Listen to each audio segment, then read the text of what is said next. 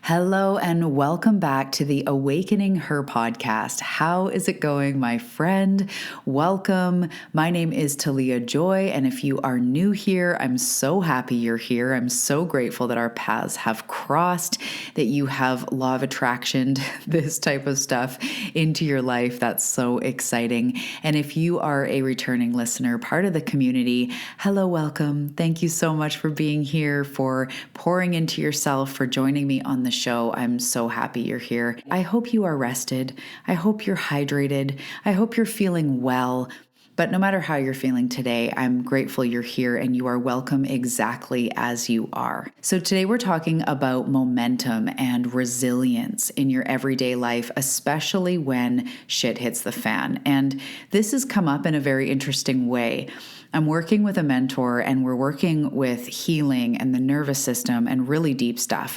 And she's been reflecting back to me lately how resilience is my thing. And at first she was saying like, man, you're resilient. Have you ever taken in how resilient you are? And I'm kind of going like, well, I've kind of had no choice. Like, I don't know what you mean resilience, but the more we've been talking about it and it's been sinking in, I really do realize that on this journey, it is about resilience. It's about spiritual and self-growth. It's about creating momentum, keeping on going. That's the whole reason I have On the Path, literally about staying on the path. There's a tool for when you're triggered. There's a tool for when you're feeling amazing. There's everything from healing to manifestation because it's about staying on our journey.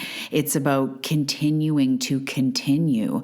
So today I want to talk about resilience and what that means. And I've got 6 really beautiful aspects of creating resilience, creating momentum, even when life hits the fan or, everything is sideways, as I was saying.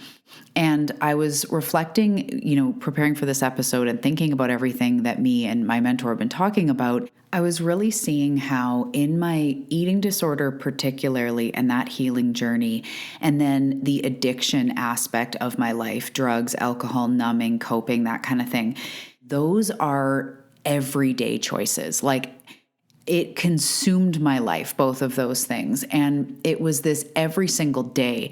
I had to eat every single day. I felt overwhelmed and, all of this stuff every single day. And if anyone struggled with addiction, it's not like it just shows up once in a while, especially at the beginning. It's every day constantly. And really reflecting on, actually, this whole journey is about understanding how life works, continuing to show up. But when we are massively pivoting our lives, it is a resilience because every single day you're asked, am I going to go light or am I going to go dark? Am I going to be in my frickin' head? And is this going to be another day where I react to life? Or am I going to do something different for myself? Am I going to go for a walk? Am I going to choose a different thing? And for both of those things, I actually went cold turkey, where the eating disorder, I won't get into my whole story, but I hit a rock bottom, literally realizing that I was killing myself and that this wasn't going to end well. And I decided on the spot, through a total freaking breakdown, and spirit talked to me, and it was this whole thing. But I on the spot, I said, I will no longer be disordered with food. And I didn't even know what that meant.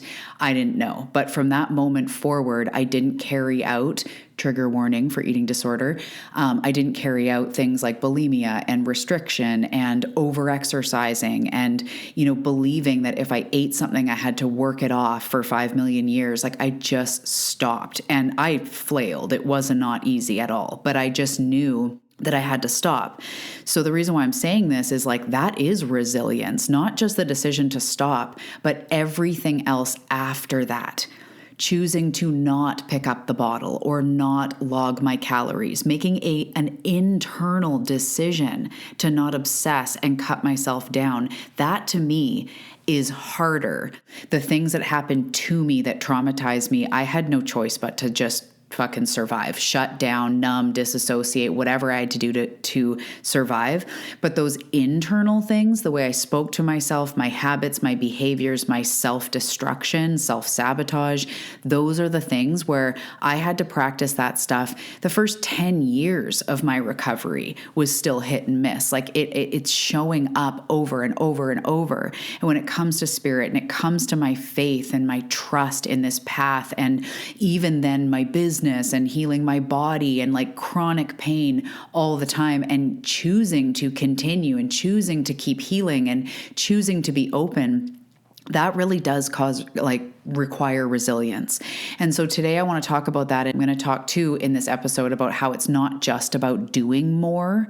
It's not just about doing bigger things. It's actually more of a being. It's more of a commitment. It's more of coming home to self and anchoring into that, being committed to that, than it is about just external. I'm not going to go on and on because this is just the intro, but whether it comes to my business that I've now been in for almost 9 years, writing a book that I've been doing for almost 3 years, healing an eating disorder for over 15 years, being committed to this growth path, showing up for myself, for my 3 children, for my life, and being able to move on and have a harmonious relationship with food, to live in my dream home, to be married to my soulmate.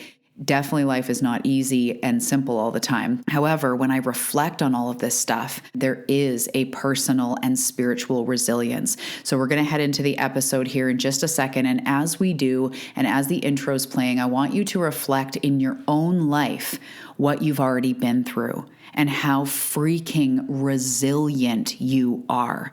Not just with physically surviving, but every single day, continuing to show up, even when life throws you sideways and maybe you're thrown off for a year or 6 months or 1 month or whatever, but you come back. Look at the things you've overcome already and acknowledging that resilience in yourself, that you still show up, that you're still practicing the practice, that you're here in growth. I deeply acknowledge you. I see you. And with that, grab your water, grab your tea, grab your coffee. We're going to dive into this episode. Hey, beautiful soul. Welcome to the Awakening Her podcast. I am so grateful that you've been led here, and I'm so excited for you that you're answering the call to manifest more magic in your life. My name is Talia Joy, and I am committed to showing you exactly how to manifest more excitement, ease, success, abundance, confidence, love, and anything else you've been craving. So if you're ready to go on a magical journey of spiritual and self-growth to manifest the life you're meant for, we are now besties. Let's dive in.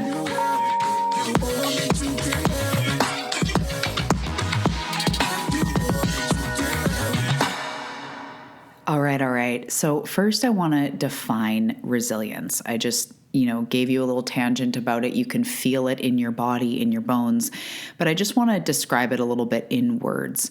So spiritually, resilience, I would say, is the ability to stay connected to your higher self, to your soul, to your divine path, and not even stay connected, but that willingness to continue coming back. So it's not always about staying connected 24/7, because when we think like this, if we feel out of connection or we don't listen to our intuition, then we get hard on ourselves. So it's not really about staying connected 24/7.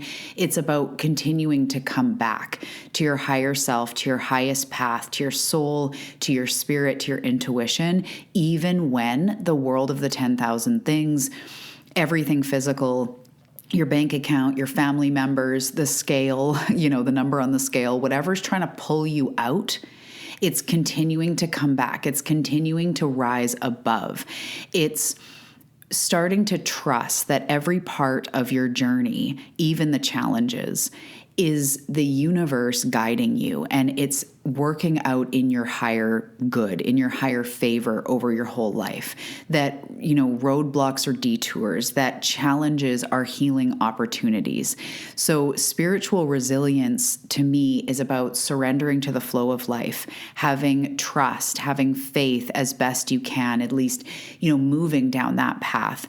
Knowing you're supported by something greater, by your team of light, by God's spirit, your higher self, intuition, life, whatever you want to call it.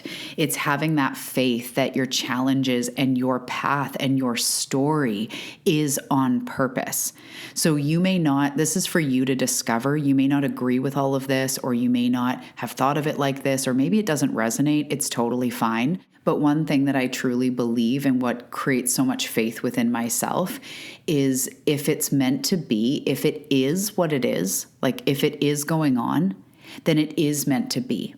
And so even with things like my pain journey, I've said to people before, my husband, or when I'm in this, healing with my mentor or whoever, friends, if God descended from the sky and told me that I had to be in pain my whole life and somehow it was part of my destiny, it was part of, what I was here to do, like we do have unique paths and it's for a bigger reason than we can know. So for me, if I did have that visitation and it was like, yes, actually you're going to be in chronic pain and that's part of what you're here to do or whatever, I could surrender to that. And I know that that sounds easier, like it's easy to say that, but I spent a lot of time in this type of stuff, and faith is important to me that if it is what it is, then I can surrender to it. However, I don't believe that I need to be in pain. I believe my pain is a symptom of my unhealed, unintegrated emotions, trauma, different things like that have manifested in my body because they didn't have anywhere else to go. That's not what we're talking about today, but we are talking about faith. I would say spiritually, resilience is connecting to and coming back to the higher self, the divine path, coming back to that greater perspective. Okay, so resilience in respect to healing, I would say, is continuing to move forward on the path of healing. No matter what the setbacks are, and when we have triggers, we have wounds, and it's big and it's we can't underestimate this. It's not like a trigger is a trigger and it sucks, but it's staying on this journey instead of pretending everything's okay or shoving it down, embracing your emotions or getting help or choosing to heal or being self-compassionate, self-empathy, maybe working with somebody or reading books or just starting to see and continuing to stay on the path of trusting that this is healable, or this is here to teach me something, or I'm not stuck in this. This doesn't have to be the end. Healing is possible. Even if it feels slow or overwhelming sometimes, I would say resilience in regards to healing is about coming back to that perspective of like, this is teaching me something. And as I teach, I get to move on. As I learn, I get to move on. As we accept the assignment, we get to move through it. It's truly the way that it works. So resilience in healing is realizing like it's not that you haven't done enough yet. It's not that you're missing something, but these things that are persistent struggles are pulling you in a bigger direction. So I would say resilience is staying connected to that, staying connected to the healing work.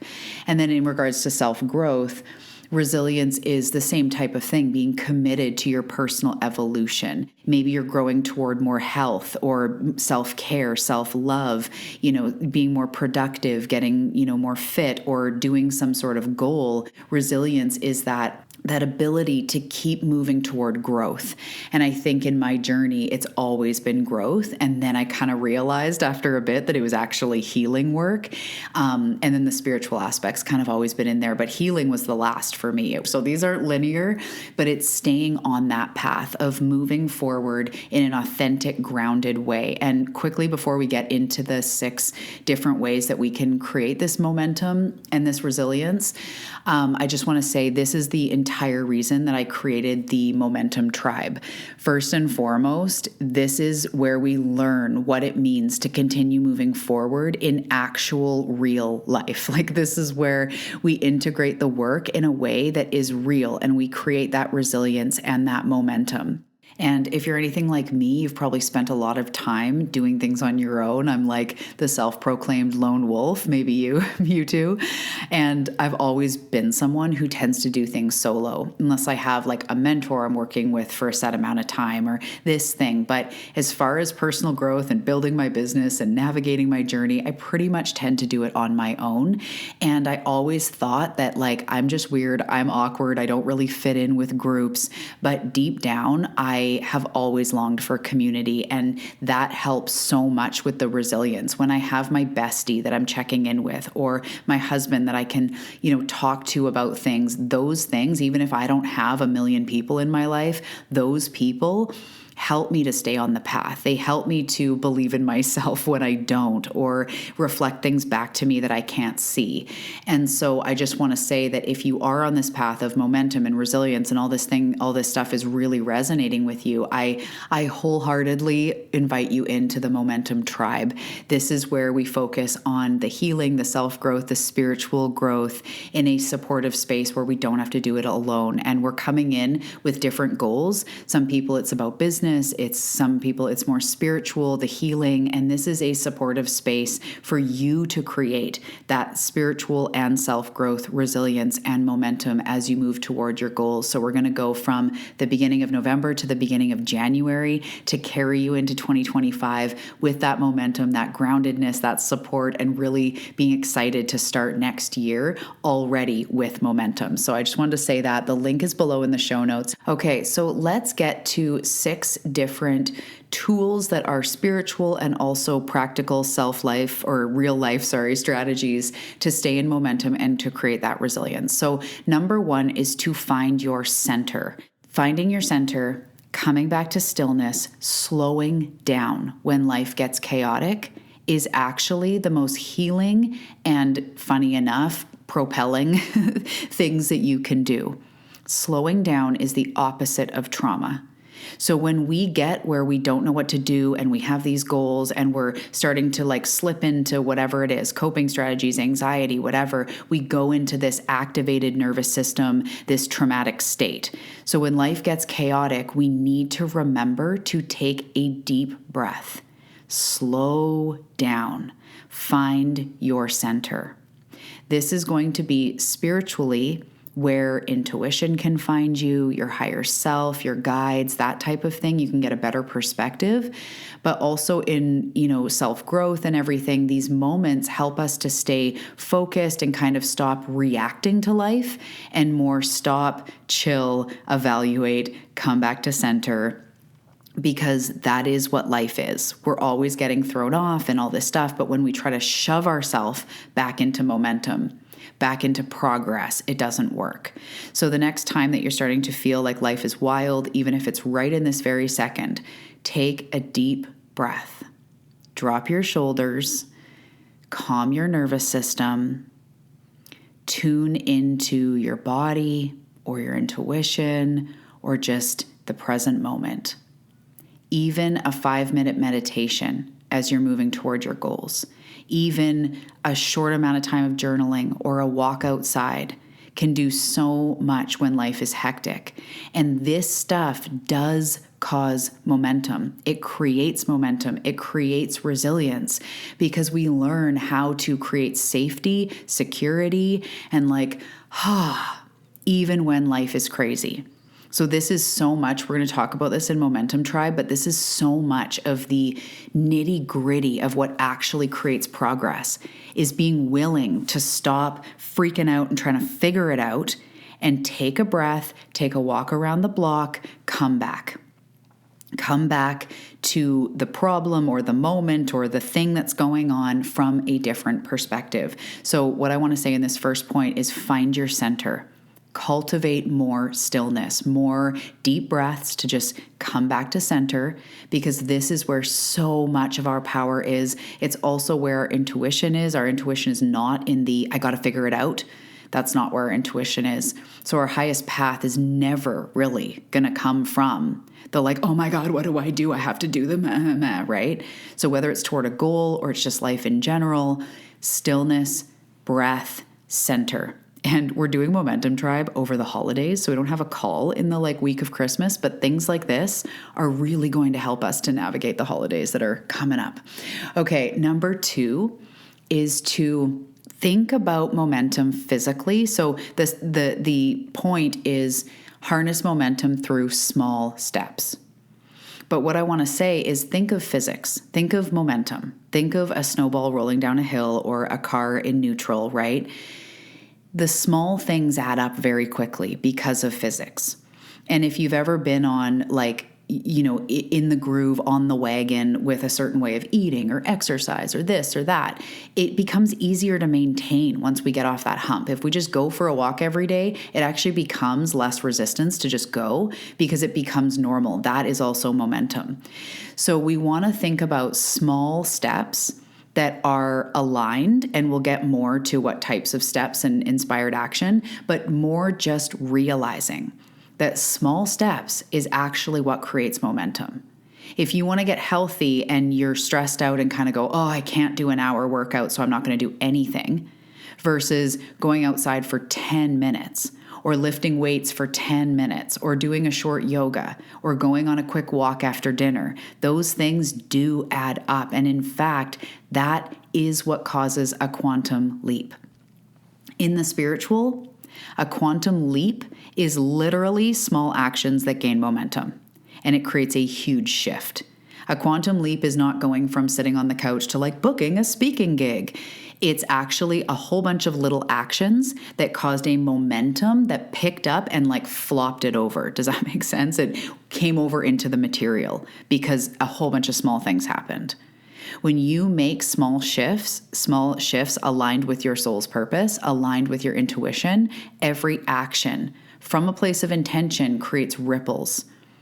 It creates ripples in the quantum field. It creates tangible results in your life. So do not underestimate the power of small steps. And when in sort of a more real life, everyday life, grounded way of saying it, when we break down our goals into manageable bite-sized pieces, it keeps the energy moving. It feels less overwhelming.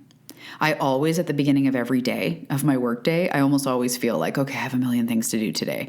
And I write them down. I'm like, oh, I need to do this episode. I need to do this email. And I'm doing I always do a body love hour of exercise and connecting to my body, stretching, whatever. And so I'm like, oh, that's actually not that much to do. It's just that it was in my mind. So sometimes our goals feel, and even if it is a huge goal with a bunch of steps, we have to start somewhere. So realize that momentum is actually created in small steps. Okay, number 3, practicing resilience in the face of setbacks. As I said before, embracing what is. We all have times that things fall apart. Things don't feel like they're working.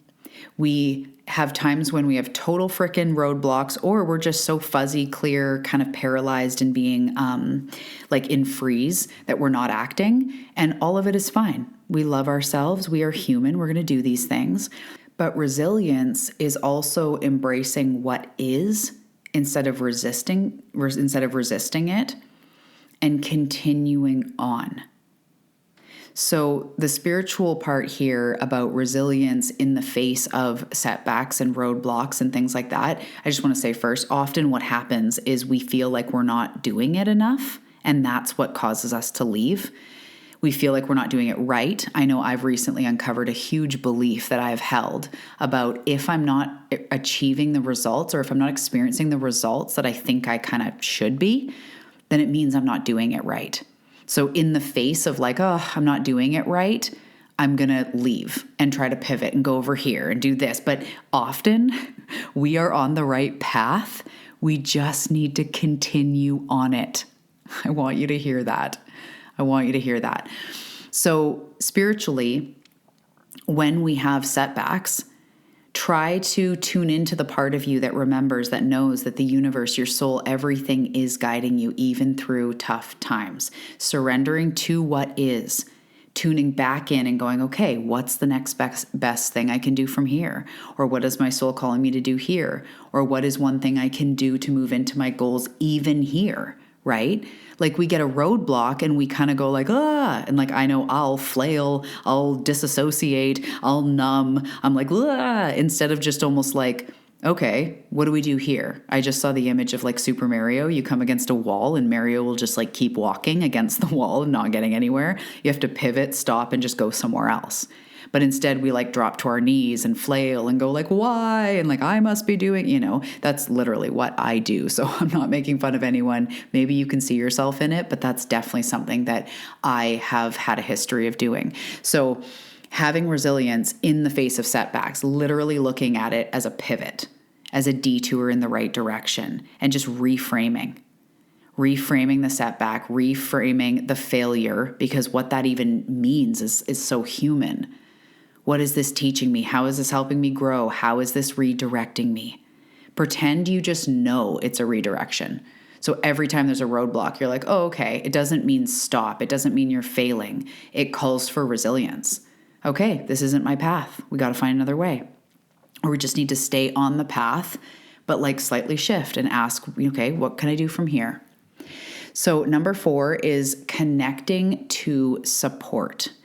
And here, this can be your team of light. This can be the guides, the angels around you. This can be friends, community, mentors, whatever suits you. I really feel that, especially being a spiritual seeker on the path like you are, spiritual support is so important. Our intuition, feeling supported by our guides. When we get lost, where we get overwhelmed, taking a moment to call on their guidance, ask for signs, ask your intuition, trust that you're supported. And if that doesn't feel right, or you yearn for that but don't feel like you have that, you don't absolutely need it in order to move forward. And as you connect, as you tune in, as you learn what that means and learn your own language of prayer and intuition and all of this, you will realize that you are not alone. You have an entire team that are all here with different specialties waiting to help you. I can't wait in Momentum Tribe to be sharing with everybody messages from their guides, because your guides, it trips my clients out. They're all the time going like, how did you know that? Are you psychic? That's so crazy you said that. That's so weird to use that example. I'm like, I know, but not me. It's them. They're telling me what to say. They are always here. They're watching you with love eyes in the least creepy way possible. They're not judging you. They're helping you. They're helping life unfold in your highest good. So connecting with your team of light for support. And then also in the real world, in the physical world, in the 3D, having a support system. That's, again, as I said, why I'm creating Momentum Tribe, is because I didn't have that.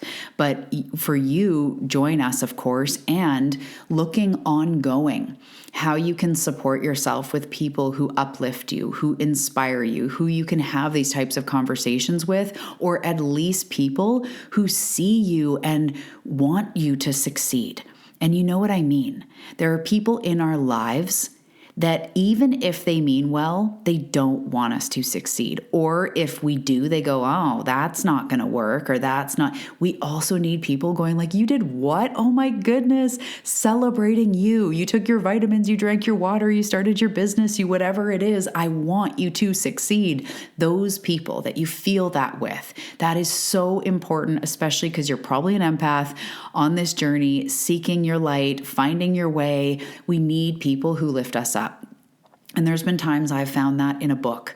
I've found that, online. I've found that at a yoga studio. But really looking, and over time, really keeping a focus on finding those people, being open to those connections where people root you on just by who they're being with you. I love that. Like my bestie, we've been besties for so long, but I can hear it. She genuinely wants me to succeed. And sometimes we have friends that they compare themselves, or your success makes them feel this, or blah, blah, blah. But we are always like, sometimes she's rocking stuff and I'm acknowledging her, or I'm rocking stuff, or I'm having a rock bottom she's having. You want those people that can really be there and want the best for you, even if it's only a couple people. That goes so far, instead of those people that are kind of just waiting for you to fail, if you know what I mean. If you know what I mean, you know what I mean. Okay, so the 5th one, we just have 6 today, so one more after this. The 5th one is staying in motion. So we're talking about creating momentum, creating resilience, staying in motion. Momentum is motion. When we get stuck, when we get frozen, when we get locked up, that halts our momentum. So it's okay. And if you I'm going to explain in a second, but if you need to nap, if you need to rest, if you need to take time in nature, that could be motion for you. Because I'm talking about keeping your energy flowing. So I'm not just talking about action, I'm talking about keeping your energy moving. And sometimes we do get frozen in fear, in a trigger, in we can't figure this out, I don't know how, I must be doing something wrong. And to be staying in motion could mean, as I said with point one, like going for a walk. To be keeping in motion could be breath work, where you breathe it out, where you let yourself have a constructive tantrum, where you dance it out, where you do a workout, or even an Epsom salt bath, or a cry, or going to bed early because you want to nourish yourself. That can be motion.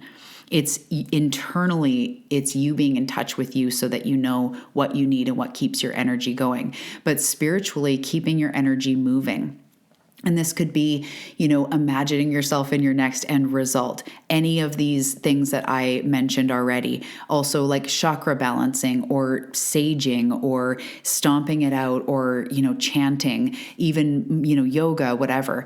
Clearing stagnant energy. That it just keeps us in momentum. Even if you're on a walk, kind of going like, I have no idea what to do here. You're still moving forward because you're physically moving. And as humans and as alive organic organisms, stiffness and rigidity is associated with death and dying. They talk about this in the Tao. And so a tree that is stiff, a tree branch, when there's a huge storm, the tree branches that are stiff mean they're dead inside, and they're the ones that are going to break off and fall to the ground. Life, aliveness, a new tree is very bendy, is very adaptable. So that's why we want to keep our energy in motion, because to freeze up, to be stuck is literally associated with death and dying. And I don't just mean physically, I mean even our spirit, our life force, being stuck in the same place, being stuck in the same reality. It can really feel like we're dying inside, our vitality, our life force, our spark. So by staying in motion, whether that's just randomly, like take a pottery class or learn something new, keep your brain moving, keep your body moving, try stuff, go for a walk, that keeps us moving. Even if we don't know what to do toward our goals, that's when the answer comes, is when we're on the walk, when we're in the yoga class or the spin class, or we decide to let ourselves just cry it out, keep the energy moving, right? Crying is alchemizing emotion. So momentum can be lost when we get stuck. And the remedy to that is to keep your energy moving. Also, in physical life, as I just mentioned, physically keeping your body moving, it is a miracle. And when I'm really on the low side of life, stomping, crying, growling, roaring, yelling, not at people, at myself, alone in the house or in my car or whatever, like, that helps me keep it moving. When I'm feeling neutral, going out for a walk, like spunks up my energy. It gets stuff moving. When I'm feeling really good, I'm like dancing and embodiment, and it keeps it moving. So go for a walk, move your body, energy will follow. And then the last one is, this is really, really important. Owning your unique journey. So we're talking about momentum and resilience. We cannot compare ourselves to others. Your journey, your momentum is yours. Don't let anybody take that from you.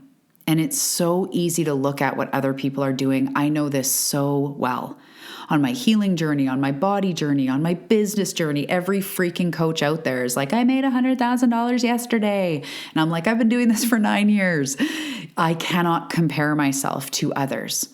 And you cannot compare yourself to others. It is a dead end place spiritually and self-love wise and mental health wise.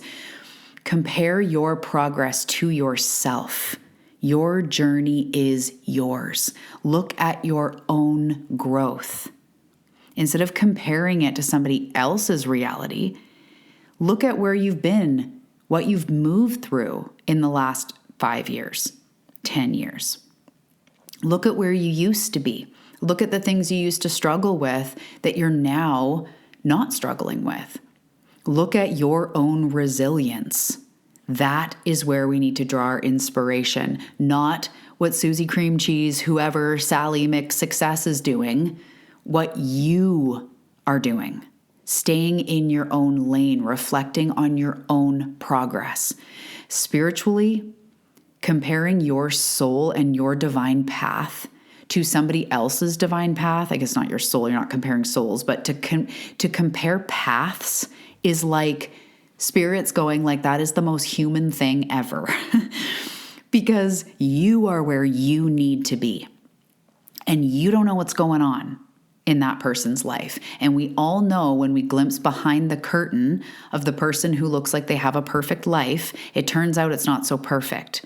The person who has way more money than you, their relationship is not what it seems. Or the people that have a career that's bustling, but they also hate their body. Like, everybody is a mixed bag. Please do not compare yourself to somebody else.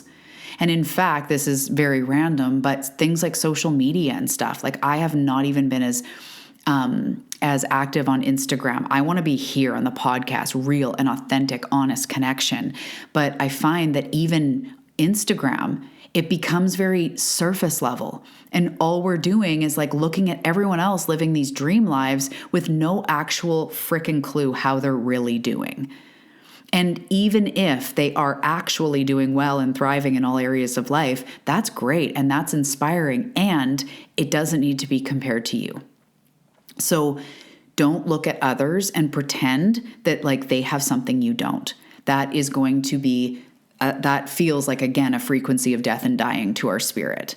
So reflect on your own progress. See how far you've come. Celebrate your wins.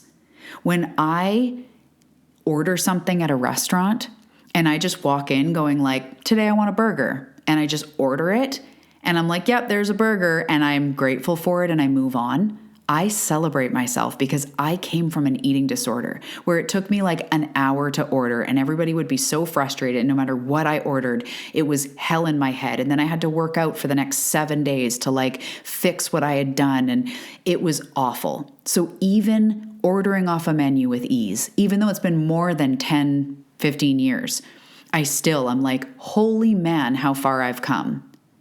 So celebrate your wins. See where you actually are. And if we are looking to goals, instead of comparing ourselves to somebody else, compare yourself to your future version, or not compare, but look to your future version. Look to your highest self. That's what you're stepping into. Not what that person's doing, not what that person's doing, because you are you. And your journey is not like anyone else's, and do not let somebody else's perceived success dim and take away everything that you've created. That will kill your momentum. Okay, so I hope that this has served you. I'm going to do a quick recap. And if everything in your body is going yes, yes, yes, join us in Momentum Tribe. The link is below. I cannot wait to see you there. Okay, so quick recap. Number 1 was find your center, cultivate your stillness, slow down. Number 2, harness momentum through small steps. Just realize it's science, it's physics. Small, consistent actions truly do create momentum. It's not biting it all off at once. Number 3 is to practice resilience in the face of setbacks, in the face of roadblocks, embracing what is and just taking a gentle pivot, taking a breath, taking a pivot, and not looking at it like you're eternally blocked. Number 4, connecting with support. Spiritually, your team of light, your intuition, your higher self, all here ready and willing and already here to guide you. And then in real life, finding people that believe in you, that want the best for you, cultivating connections with people that are helping you to move forward and you're helping them. And it's that, beautiful support, people who uplift and inspire you and are genuinely rooting you on this journey.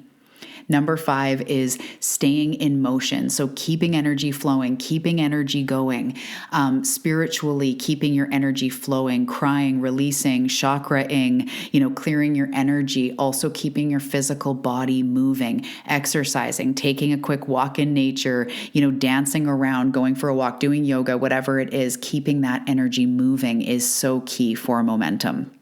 Number 6, the last one, owning your unique journey. Do not compare yourself to anybody. It will suck the life out of your dreams. And instead, look at how far you've come. Be your own cheerleader, be your own reflector, and see that you are actually doing a fantastic job. You are already in momentum, and you're probably more resilient than you've given yourself credit for. So you are doing such a great job. You are an inspiration.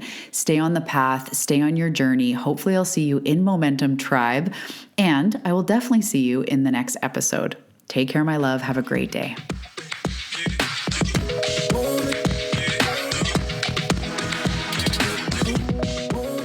Thank you for listening to the Awakening Her podcast, your go-to for real life manifestation. If you enjoyed the show, please leave a review on Apple Podcasts, Spotify, or wherever you're listening from. Reviews really help the show. You can also find me after the show on Instagram at Talia Joy Manifestation. And listen, love, I know that you are ready to stop spinning your wheels and hustling and doing a bunch of stuff, and you're ready to make the money you want to make, to feel the way you want to feel. And if this is the case for you, then you are absolutely in the right place. I'm so excited. And if you're ready to jump into the implementation, you can check out On the Path. The link is below. Remember, all manifestation starts on the inside.